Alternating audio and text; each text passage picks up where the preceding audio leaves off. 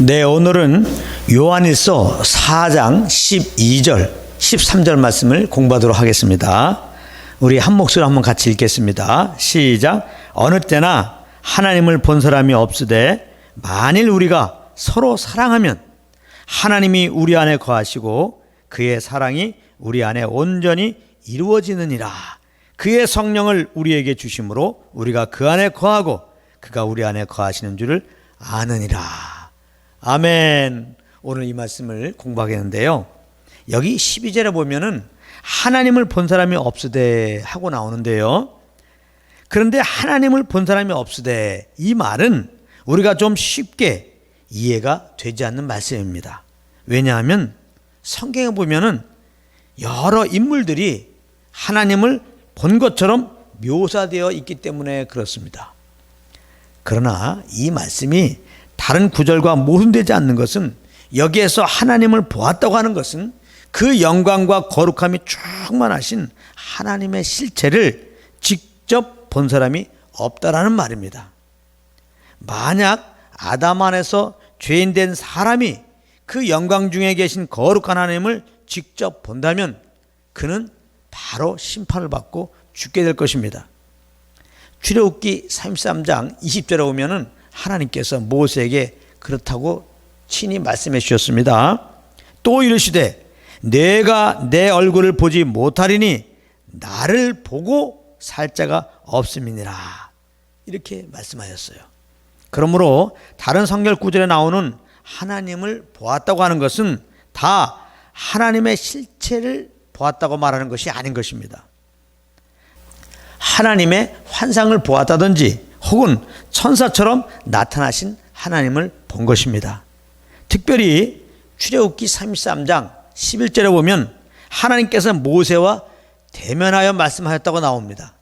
이것은 하나님께서 그만큼 모세를 친밀하게 대해 주셨다는 그런 의미이지 얼굴과 얼굴을 맞대고 교제하였다는 그런 의미는 아닌 것입니다. 그런데 갑자기 왜 하나님을 본 사람이 없으되 이렇게 말씀을 하고 있느냐? 그것은 하나님의 실체를 우리가 직접 볼 수는 없지만 하나님이 사랑이심을 우리는 알 수가 있다는 것입니다.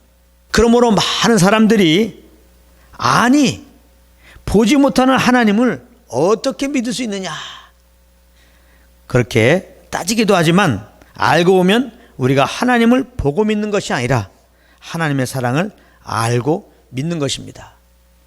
요한일서 4장 16절에 보면은 하나님이 우리를 사랑하시는 사랑을 우리가 알고 믿었느니, 하나님이 우리를 사랑하시는 사랑을 우리가 알고 믿었느니, 이렇게 말씀하고 있습니다. 그렇다면 하나님이 사랑이신 것을 어떻게 알 수 있을까요? 지난 시간에 공부했지만 9절에서 그 독생자를 세상에 보내신 것으로 알 수 있다는 것입니다. 하나님의 사랑이 우리에게 이렇게 나타난 바 되었으니 하나님이 자기의 독생자를 세상에 보내심은 그로 말미암아 우리를 살리려 하심이니라. 구체적으로 말하자면 10절에서 우리 죄를 속하기 위하여 화목 제물 삼으신 것을 통하여 알 수 있다는 것입니다. 10절입니다. 사랑은 여기 있으니 우리가 하나님을 사랑한 것이 아니요 하나님이 우리를 사랑하사 우리 죄를 속하기 위하여 화목제물로 그 아들을 보내셨습니다. 이렇게 말씀하고 있습니다. 즉 예수님의 십자가의 죽으심을 통하여 하나님의 사랑을 알 수 있다는 것입니다. 로마서 5장 8절에서 그렇게 말씀하고 있는데요, 우리가 아직 죄인 되었을 때에 그리스도께서 우리를 위하여 죽으심으로 하나님께서 우리에 대한 자기의 사랑을 확증하셨느니라. 이렇게 말씀하고 있습니다. 물론 이 하나님의 사랑은 사람의 지혜로는 알 수 없는 것입니다. 하나님의 성령님께서 알려주셔야 아는 것입니다. 그러므로 우리가 또 이렇게 늘 성령님과 교제할 이유가 여기 있는 것이죠. 성령으로만 정말 하나님이 우리를 사랑하시는 분이구나, 예수 그리스도를 통해서 나타난 하나님의 사랑을 알 수가 있는 것입니다. 그래서 우리가 성령의 알게 하심으로 예수 그리스도의 죽으심을 통해 나타난 하나님의 사랑을 알게 되면 그것은 형제를 사랑하는 것으로 나타나게 되는 것입니다. 그래서 우리가 서로 사랑한다는 것은 곧 하나님이 우리 안에 거하시고 하나님의 사랑이 우리 안에 온전히 이루어진 것을 증명하는 것이 되는 것입니다. 이것이 바로 12절 말씀의 의미인데요. 만일 우리가 서로 사랑하면 하나님이 우리 안에 거하시고 그의 사랑이 우리 안에 온전히 이루어지느니라. 이렇게 말씀하고 있습니다.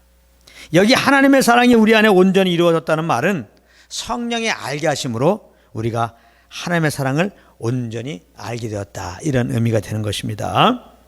그러니까 12절 말씀을 문자 그대로 해석을 해서 우리가 서로 사랑하는 것이 하나님이 우리 안에 거하게 하고 하나님의 사랑을 알기 위한 조건으로 생각하면 안 된다는 것입니다. 그런 의미로 쓴 것이 아니에요. 만약 그렇게 알고 우리가 우리 힘으로 서로 사랑하려고 하면 하나님은 우리가 죽을 때까지 우리 안에 거하지 않으실 것이고 우리는 죽을 때까지 하나님의 사랑을 알지 못할 것입니다. 왜냐하면 우리 힘으로는 절대로 서로 사랑할 수가 없기 때문에 그렇습니다. 그러므로 우리가 꼭 알아야 할 것은 믿는 우리들 안에는 성령 하나님이 이미 거하고 계시다는 사실입니다. 고린도전서 3장 16절이 그것을 증명하고 있는데요. 너희는 너희가 하나님의 성전인 것과 하나님의 성령이 너희 안에 계시는 것을 알지 못하느냐, 이렇게 말씀하고 있습니다. 그리고 우리는 성령과 교통 속에서 예수 그리스도의 십자가를 통해 나타난 하나님의 사랑을 알고 있다는 것입니다. 고린도 후서 13장 13절 말씀입니다. 주 예수 그리스도의 은혜와 하나님의 사랑과 성령의 교통하심이 너희 무리와 함께 있을지어다. 이것은 고린도 교회 성도들에게 사도 바울이 성령과 교통 속에서 예수 그리스도의 은혜와 그 십자가를 통해 나타난 하나님의 사랑을 더 알 수 있기를 기원하는 내용인데요. 이것은 사실 고린도 교회에게만 국한된 것은 아닙니다.